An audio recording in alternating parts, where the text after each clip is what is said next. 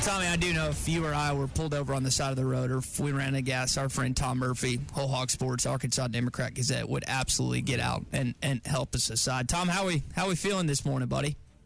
Man, we're hanging in there. Got 7 treatments left. As you can tell, my voice is not perfect, but I'm feeling strong, man. I'm ready to knock this thing out. Well, it's always good to have you on. I'm glad you're back with us here this morning. Basketball team, already injury depleted a little bit with Boogie Flan. He's been out for several games since the Georgia game. You hadn't had him. And now the possibility of Adou Thiero being out, not just tomorrow night, but don't know what his timeline looks like. What kind of impact do you think this injury could have, not just tomorrow night, but if this thing lingers there, at some point the rest of the season? Yeah, that's a huge one, just because the physicality he brings, the rebounding prowess. Really, no one on the team drives quite as hard to the hole as he does and draws fouls. And so you're missing a big component of what you're doing offensively. So, I mean, I've been talking about Trevor in Brazil for several weeks. It's time that he finds a role and that they create some stuff for him. He's taking a back seat. I mean, you can kind of tell. He catches passes on the perimeter and doesn't look to pull the trigger very often. He looks to pass. There was a game a couple of games ago where he had a first step on his guy on the left wing, and it looked to me like he could have gone on in, and then there would have been one defender between him and the basket, and he stopped. He picked up his dribble, and you drive that thing in, you can create all kind of stuff. You can hit a short bank shot. You can draw a foul. You draw the guy defender. Draw the defender, and you hit the open man. So, I'd like to see him be more aggressive. But that win over Missouri, y'all, you cannot put words or put value on how big that was, because it felt like it played out in various stages. You know, it felt like a long game that had all these different segments to it. And, you know, when Missouri was in control and when Arkansas came back, and they just saw the fortitude that this team is playing with, and I expect to see the same tomorrow night. Yeah, Tom, it feels like to me, no matter what happens, the worth of the season is going to boil down to that Mississippi State game, March the 8th. It just feels like a collision course for something important that day. And I know there's, you know, the Texas game and, you know, road trips to Vandy and South Carolina. Just feels like everything's setting up to it's going to come down to that one game. Do you get that feeling deep down inside that, man, that final game is going to maybe determine everything for Arkansas? Well, I mean, it very well could. And Mississippi State's got some nice road wins this year. But you don't want to lose to Texas. You don't want to lose your next 3 heading into that game, because then it might be too hard to get on the right side of the bubble. So you got to take care of the Texas game for sure. But Mississippi State, a real physical team, and depending on Thiero's presence or lack thereof, Mississippi State will pound on you. They will go to the glass, and they're kind of like A&M in that regard. So it's going to be a huge challenge when they get to that point.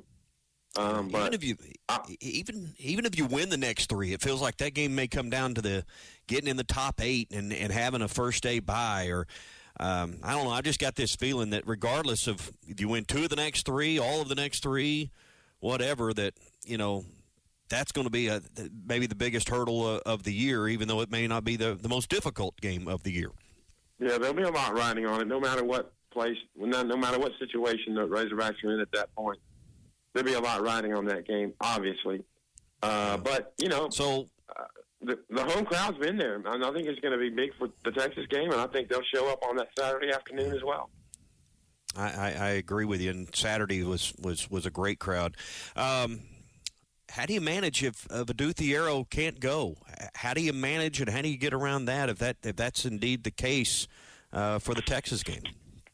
Well, you clearly need more out of Adou and Brazil, as I mentioned, and you're probably going to have to tweak some things. And his ability to draw the fouls, you know, there were some times he went in a little recklessly and, you know, put his body up. And I've been worried about how hard he goes and how hard he's landed on some of these contact plays all season long. And I don't have any further in-depth insight into what's happening with his back.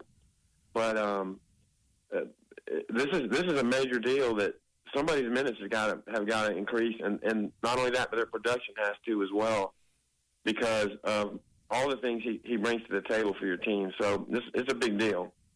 Tom Murphy with us, courtesy of the Arkansas Beef Council. He's with Whole Hog Sports and the Arkansas Democrat-Gazette. Tom, serious question. Are you in favor of banning the tush push?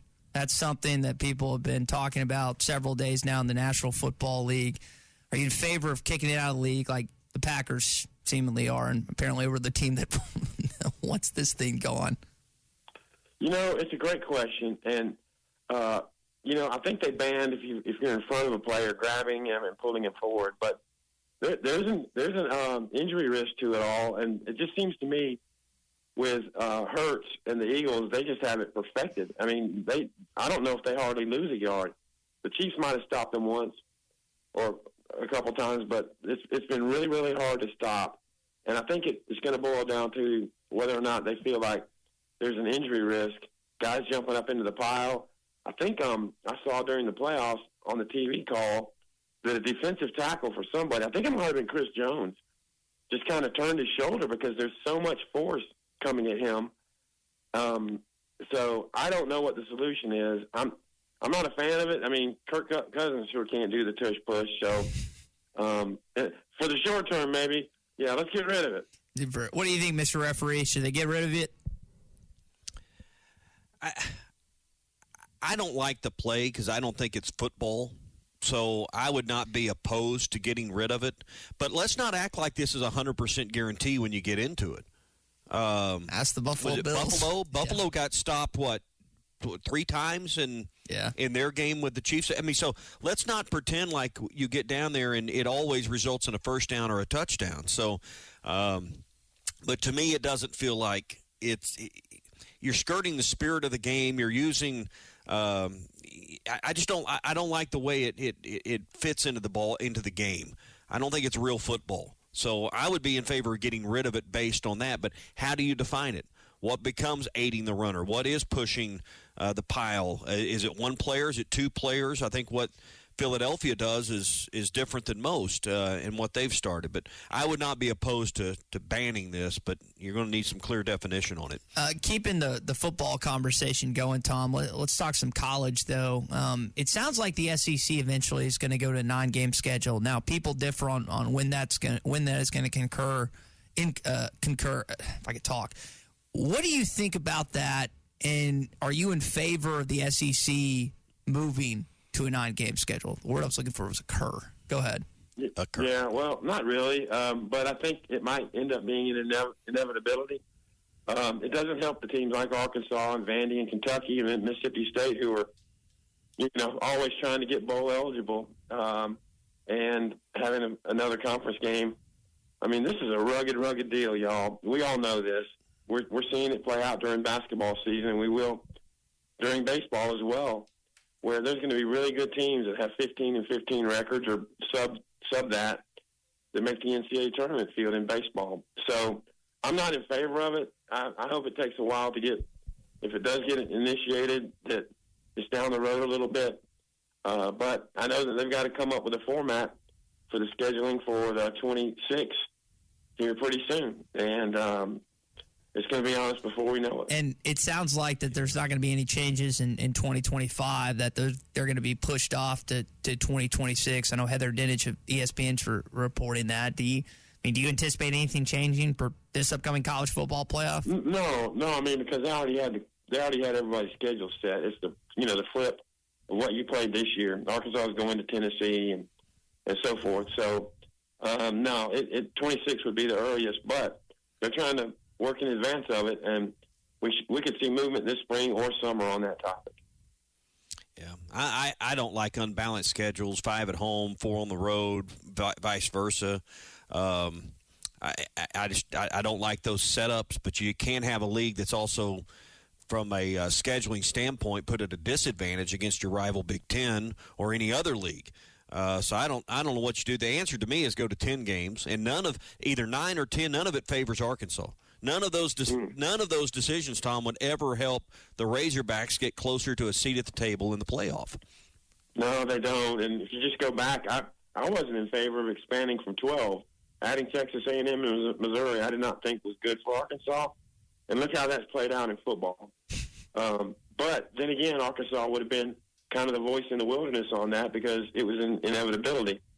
And then, the Texas and Oklahoma had. So they're just kind of going with the flow the Razorbacks are on this. And as we see, playing a little bit of catch up with NIL and the whole thing, it's high stakes athletics, at the very highest level. Tom, I want to ask you about that because since 2012, since they joined the league, Arkansas has 3 wins, twice against Missouri, once against Texas A&M. Which has been the biggest hindrance for Arkansas football? Is it the Aggies or the Tigers? Well, I mean, they both have, and A&M has taken over that series, and not only did they take it over, but they're winning all the close games. I mean, there's a bunch of games through there, the skipper trip play and many other games Arkansas could have won, no overtime games. But Missouri is a real head-scratcher because Arkansas has always been more of a traditional football school. They have a better history. And for Missouri to be ruling the series the way they have, it's got to be super frustrating for long-term Arkansas fans that they haven't gotten their foot in the door. And they've lost so many heartbreakers up there in Columbia, including this year. A game they had a lead late in the fourth quarter, and they don't hold on to it. Tom, how you feeling? I can sense a little weariness in your voice today. Well, it's just, my throat is pretty ravaged. It's had 28 treatments, so in football terms, I've got 35 total treatments, and I've gone through 28. So I've scored 4 touchdowns, and I'm driving for that last one.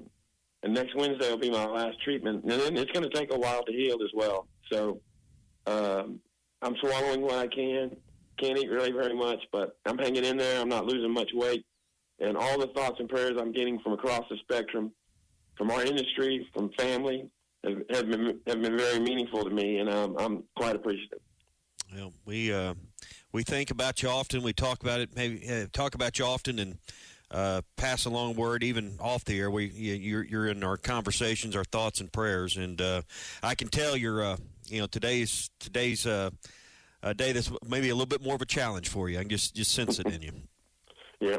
But, guys, I appreciate being on the air with you. It feels good to talk about what's going on, and, I'll do it as long as I can. Yeah. Arkansas and Grambling today, be interesting at the ballpark to see some of the names that get out on the field and make the lineup card today. Yeah, they want to score some runs, man, kind of get that offense going. I don't know who will take a break today, but Grambling always seems to be able to find a pitcher that kind of gets them off kilter a little bit. So we'll see what this right-hander does and see if they can't get to him. Big arrow. Well, Tom, rest up, and we'll talk to you on Thursday. Sounds like a plan. See y'all. BetOnline is the world's most trusted betting platform and your number one source for online betting in 2025. Whether you're a seasoned fan or a first-time bettor, BetOnline is your ultimate game day companion. With the largest selection of odds on everything from NBA and college basketball to the NHL and UFC, BetOnline continues to be your number one sports betting source. From every three-pointer to hat trick, BetOnline has you covered with odds, stats, and more for every game, every play, and every win. BetOnline, the game starts here.